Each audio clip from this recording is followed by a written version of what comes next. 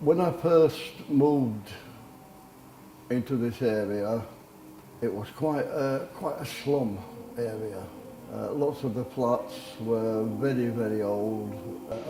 All those have been demolished now and new buildings have gone up, and we've got lots more open space than what we had at the time.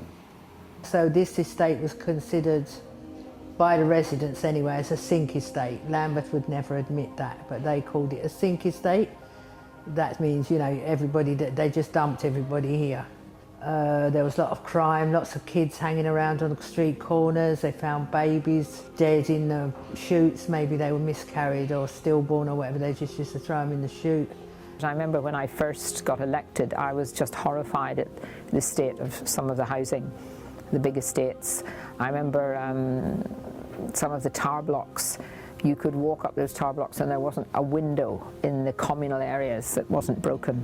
And then gradually, over the years, the council said that they were going to improve the blocks, and they started on a rolling programme improving the blocks. And in that process, they demolished 6 blocks of flats. So they said they needed to reduce the density on the estate so that there were less people and less families, and to try and green up some of the areas, some of which they did and some they didn't. There's the area just on the Vauxhall Pleasure Gardens, which years ago was a bit of a no-go area. It was daunting walking through it at night. It was run down, it was dark, it was poorly planted. But there's festivals there, there's a gay sports day there, there's a straight sports day there. There's deck chairs out in the summer for people just to sit and enjoy the space. There's organised activities and all sorts of bits and pieces happening. There are people that have lived here for 50, 60, 70, all their lives on these estates, council tenants. And the regeneration is to make it a better area for everyone. The rich people that move here, they come here because it isn't a little gated community shut away from the rest of the world. You know, people have lived here, welcomed new arrivals for years. There's a massive visible gay community here. The Royal Vauxhall Tavern's one of the oldest gay pubs, if not the oldest gay pub in London, for example. People feel safe around here. You can be who you want around here, and it's actually quite welcoming, and that's what's so amazing about it, and there's no reason why that won't continue into the future. I absolutely love Lambeth. I love Lambeth a lot because of the community and people that sort of live here, and I couldn't live anywhere else. So we have a very big gay population here. We have sort of a lot of sort of people from all over the country. So right here where I live now, every single one of my neighbours live somewhere, have come from somewhere else, and we all sort of live really nicely together. So we all come out the front and we all talk to each other and all that. And when it's Eid next door, we get presents. So it's actually, you learn the best from other people's cultures. So you get, a bit of that culture, a bit of that culture. I've tried some mad food while I've been here from my neighbours and all that. So, and you get it's so rich with diversity, so rich with, different cultures and different backgrounds. And I work across the country, so I go to some areas and you can see that they've got a mixture of people living there, but they're not mixing. So, right, you guys live there, you guys live there. You have your little village there where you drink and whatever, and it's separated. But here I find it more integrated, and I think that's quite unique in the world actually. I think London is such a beautiful place, and I love living here for that very reason, because there's so many people from so many different places, and we all sort of live together. I come from a background where everybody speaks to their neighbor. So when I came here, and I started saying hello to my neighbors, they were looking at me in a very weird way. But 6 years along the line, things have changed, and it feels like home for most of us. You go out of your front door and you know your neighbor, which is the most, it's a priceless thing to have, I think, in London especially, when people are scared to say hello to their neighbors. And that's the most important contribution that Vigirta did in this area. It created that sort of community, neighborhood feeling that it's very difficult to create. Vigirta's contribution to the community, it goes beyond comprehension these days. It starts from a very low level, just talking to somebody in the street and hearing their concerns and helping them on their personal problems, and goes to the other end of the scale, which is the playground or the community center, the Carmelita Center, where it was a derelict building. We took it on, we fundraise, we revived it, and now most of the local community events take place there. You know, the events that we have, just people to be able to socialise and stop being lonely and being able to network and know that they've got somewhere to come and meet people who can help them. I became involved in the Well London project having lived on the Vauxhall Gardens estate for a couple of years, and I was a member of Vergurta, the Residents Association, and the opportunity came to get involved in the very early stages of the Well London, looking at the community and what they wanted. The area was identified as having poor dental health amongst the young people. And then looking more deeply, there's issues around sort of the mental well-being and health, general physical health issues, things like healthy eating and general sense of healthy community. And so once it was identified as an area that needed some attention for dental health, then that broadens out to, okay, so what's going on around here, why would that be, and then what are the other needs that the community have? And that's where the community cafes came in place, so people were asked what would they like to have in place to make it a better place to live. And a lot of the projects that have evolved from those early days. Greater Sparkworks was founded when I came to work in Lambeth, having been made redundant from the youth offending service in a prison where I worked as an art tutor. In 2003 I came to Lambeth and been working ever since with young people, with elders, with children, doing lots of youth work, employment training through the arts. We run a fashion training course, an upcycling and markets training course, the film and media skills training course. And so far we got a lot of young people back to work, back to college, back onto another course, into all kinds of volunteering opportunities. We're really amazingly proud of you all. It's been amazing, the success rate. I became involved in Oval House in the late 1960s. We were one of the first theatres to open our doors to gay theatre, lesbian theatre. We did creative play projects all over Brixton and Vauxhall every Christmas, summer and Easter. I know a bit about Well London. I'm critical of Well London, like I'm critical of everything, because I'm critical of myself as well. I think the way it started was wrong. I think they came in heavy-handed. They didn't quite listen to the area. They wanted to impose from above. I think the way it was funded was wrong. I think now it's beginning to sort itself out much better. I think it's learning to deal with issues that affects people's health rather than just the one issue.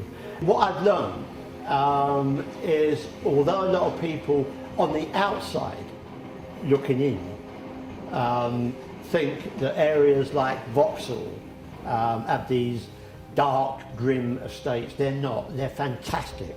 In those estates are, to me, the future Shakespeare, the future dancers, the future Van Goghs, the future Sam Becketts. They live on these estates. My role model, he's my granddad. He's always said to me, things won't come to you, you've got to work hard for it. If you be nice to someone, obviously they're going to pay you respect back.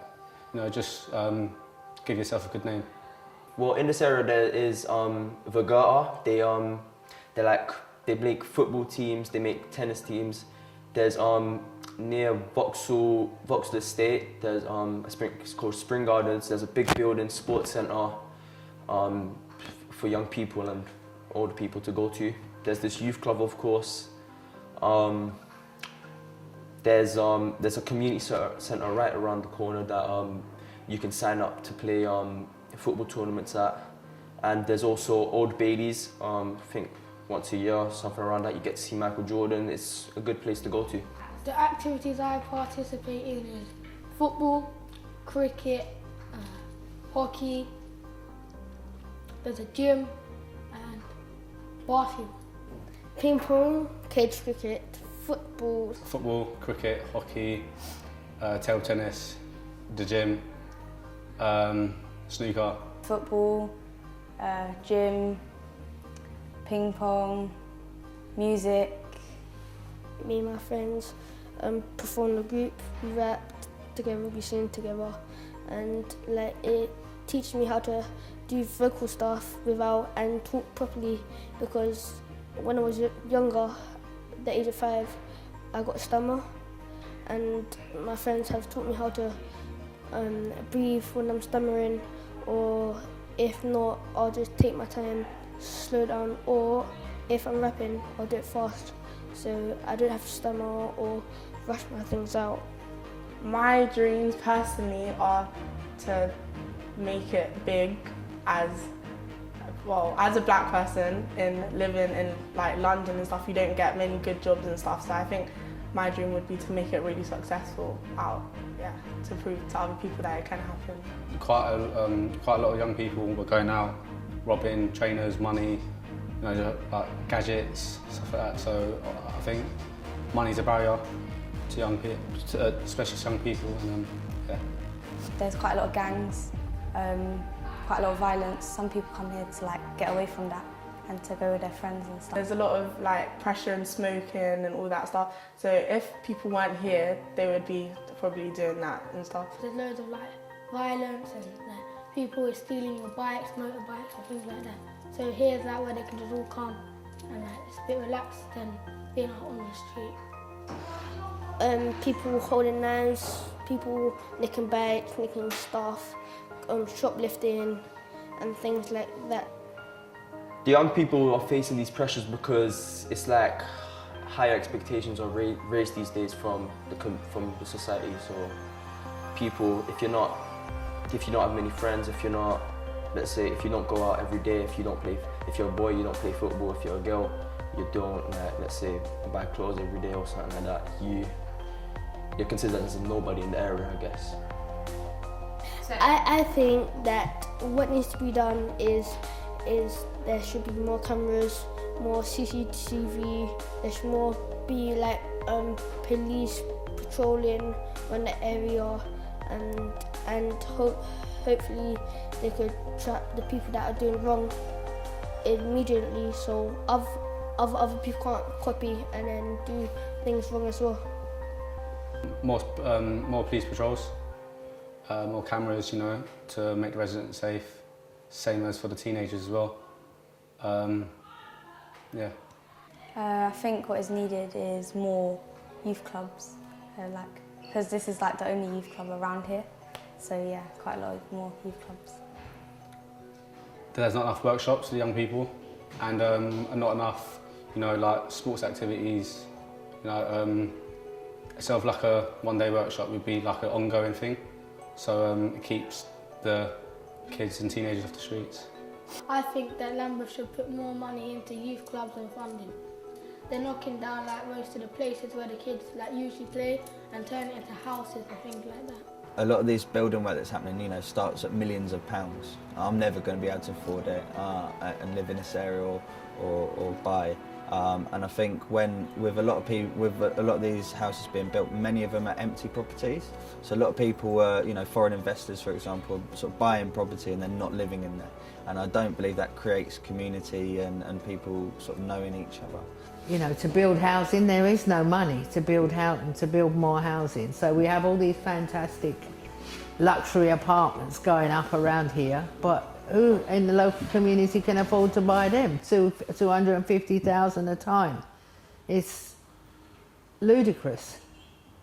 Even flats on this estate where tenants have bought them and become leaseholders, 2-bedroom flat on this estate can sell for $250,000 because it's so central. Most of the housing is completely unaffordable for local people, but usually we get some affordable social housing out of the big private development from what's called Section 106, which is the sort of money that's given to put up to the council because they get planning permission. Not quite a bribe, but it's then goes into things that the council want to spend it on. If the money that had gone from each house that was sold or each flat that was sold had gone back into being able to get more housing. But I think for a long time, successive governments, including the last Labour government, didn't give housing the priority. Everybody who is homeless, or is homeless in the sense of living in a very, very overcrowded flat where they have to share a room with perhaps 3 or 4 people, which does happen in a 2-bedroom flat sometime when a family has children, then they feel equally in need of a home than someone who hasn't got anywhere. The policy's always been that if you're a single young person and have no problems in the sense of having any kind of real serious medical problems, then you wouldn't get priority because you would be expected to go into the private sector and try and get somewhere there. Now that's getting more expensive, so that's difficult. Now the government at the moment is planning to remove access to benefits for under 25s. They'll expect them to move back home. Now for a 20-year-old kid or a 19-year-old kid or a 16-year-old kid, like I used to work with at Centrepoint, if they're homeless, there's a very good reason. It might be domestic violence at home, it might be through sexuality. There's a very good reason. I don't wake up one morning and go, do you know what, I'd like to sleep in a nice cold, drafty, wet doorway, rather than a nice warm bed. There's a very good reason why they're homeless.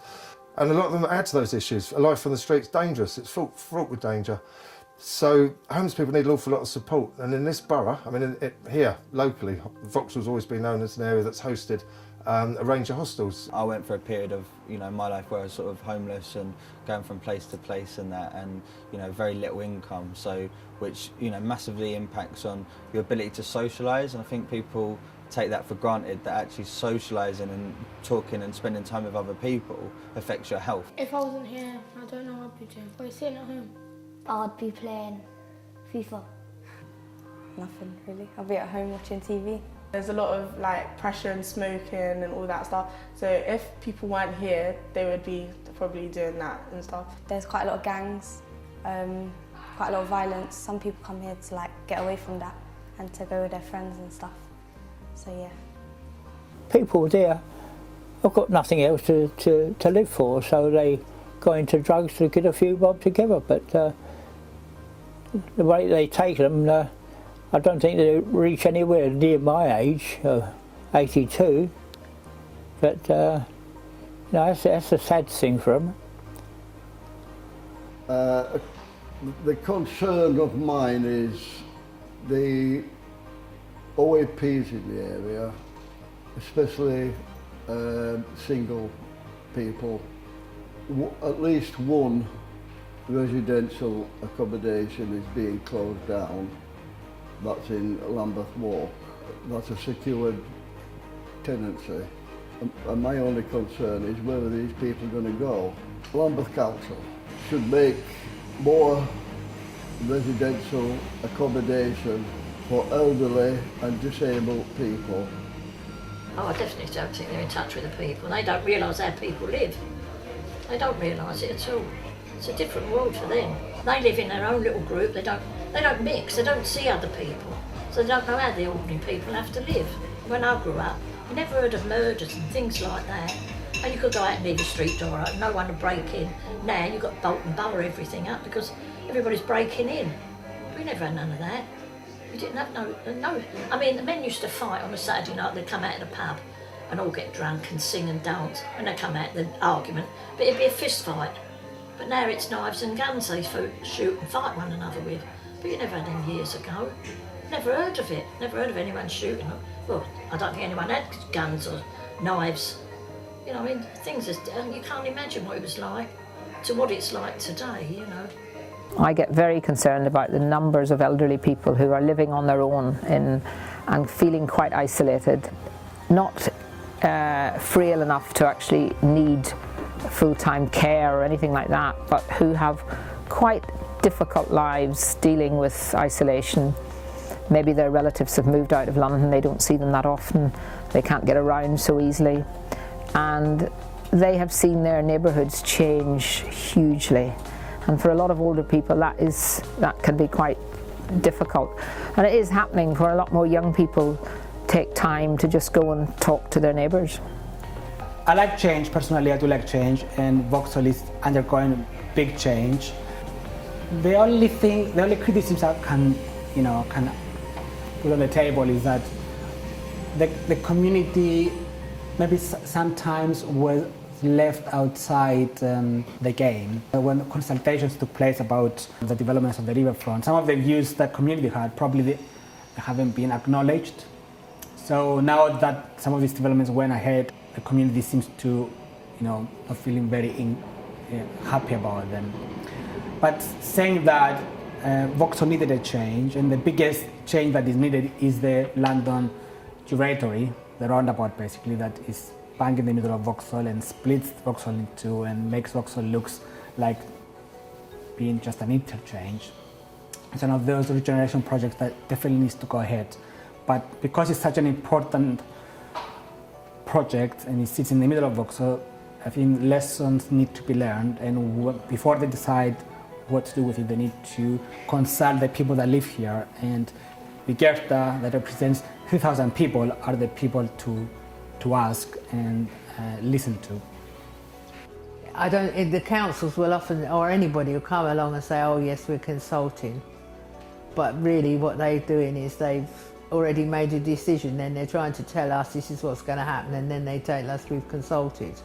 People in authority these days recognise, I think, that they have to listen to people, and they can't just have a top-down way of doing things, that they've got to actually get people involved and take people with them, because there are some difficult decisions to be taken sometimes, and there's always lots of difficult issues over planning, and you've got to try and listen to people and get their view before the local council comes in and does something, or government does something. I would say that there's some councillors who have been brilliantly supportive. Chris Marsh, for example, he and all the people around him have been fantastically supportive and very encouraging, and very prepared to come and give a hand. But there have been other parties I haven't actually seen. I mean, I've tried to contact, but they don't seem to be on the estate and sort of spend much time here. So, we are always lobbying government and trying to get support and help in what we're doing. We want more local people to get involved, really. People are always asking me to be a councillor, but I ain't in that. I've got enough headaches without that. But yeah, it needs local people and people that have come up through working class backgrounds, really, to understand what's going on. Because the people that are around in control, not necessarily in Lambeth, but wider than Lambeth, haven't got any idea, have they? They don't know. They're born with silver spoons in their mouths, they haven't got a clue. They don't know what it's like out here, not to be able to eat. When I first came here, there were 4 youth clubs on the estate, and over the years, through the council cutbacks and the demolition of Ilia, there's only Alford House now that provides youth, so I guess there should be more youth provision. And we've been trying, through the new summer holiday project with New Breed to get some youth stuff going on. There's certainly a need for youth provision. This is one of the most important places to ask, and Adventure used to be, but because different places keep opening, closing, it's we don't have somewhere stable that we can always go to. So I think if they open more, that would be really good. There's not enough workshops for young people, and not enough, sports activities. Itself like a one-day workshop would be like an ongoing thing, so it keeps the kids and teenagers off the streets. Around the corner we had a lot of problem with drug issues on a certain street. A colleague of mine, because I work just around the corner as well, and he found all these needles on the floor, and it was literally outside a park, and that scares people. It's not nice. And at the tenants and residents association meetings, it comes up frequently that about drugs and drug dealing in the area. The thing is, stuff is being done about it. So actually, I find the council quite responsive, and they are doing stuff. However, there's doing stuff and then communicating you're doing stuff, and I think it's very important to let people know what's being done and what's doing things. There's a lot to say about customer service, in councils and all that, and how they communicate stuff. And some people feel very isolated, and it's very important that we have an all-inclusive range of services. For example, our Tenants Residents Association for Goethe on this estate, Vauxhall Gardens estate, it's absolutely, it's an example of how things should work. It's a very diverse committee that gives a huge amount of time selflessly to the local community promoting events. And then when you get people engaged and you've got them coming to an event, whatever that event is, make sure there's a range of publicity available, a range of languages, make sure it's welcoming. But it's no good just being able to say, well, look, we've ticked the boxes, we've got a load of things happening in Brixton, so all you've got to do is go down there and ask for it. We've got to take it to people. I passionately believe that people with experience of the problems we seek to solve are the best representatives. So rather than the sort of people who claim to be expert in something, coming in and saying that this is what a community needs, this is what you need, actually it should come from the community itself and individuals themselves or people with those needs. So it's really important to at least have that mechanism to be able to talk to people that you're trying to sort of engage in that. So I think the best way to reach out to people in the community is for people in the community to be genuinely involved, not tokenistic, not, oh right, yeah, tick a few boxes. People to be genuinely involved and having in any engagement sort of a process for really asking what do you want, what do you need, and creating a safe atmosphere where people can say what they want and what they need. Its proximity to the City of London has just been realised. People realise that this place is close to the West End, it's close to the South Bank, and now it's going to be close to this development up at Nine Elms. So the important thing is we keep it so it's accessible for everyone, so that the original inhabitants around here and people that have chosen to move in with us can still continue to live and thrive in the area. There is, I think, a feeling that there is a community still. It's been difficult. It's always going to be difficult when you have economic situation where people are struggling more. But it is the community that can get people through those kinds of difficulties and until things get better economically. I tend to have an optimistic outlook and want to say that Lambeth has a real fantastic opportunity to move ahead. That the developments going on around here can provide a real opportunity for everybody. At the same time, it could make it a very weird, alienating, funny old place where we've got lots of wealth and lots of poverty, and do those things join up? So I mean, my aspiration for it would be that we find a way to really embrace and work with each other, and we all have opportunity, and it will be a great place to live. And I think it's a fantastic location with a really interesting community. So I think its potential is amazing. I just hope we can realise that. The future is young people. Let young people start setting up their own cultural businesses. Let young people start setting up their own apprenticeships. Let young people go out and educate people of my generation and say, this is us. Not what you see in the media, not what you hear, this is us. We're going to bring in our unique talents and our unique experiences of life. And also you can say, can you teach us as well? So it's that shared experience.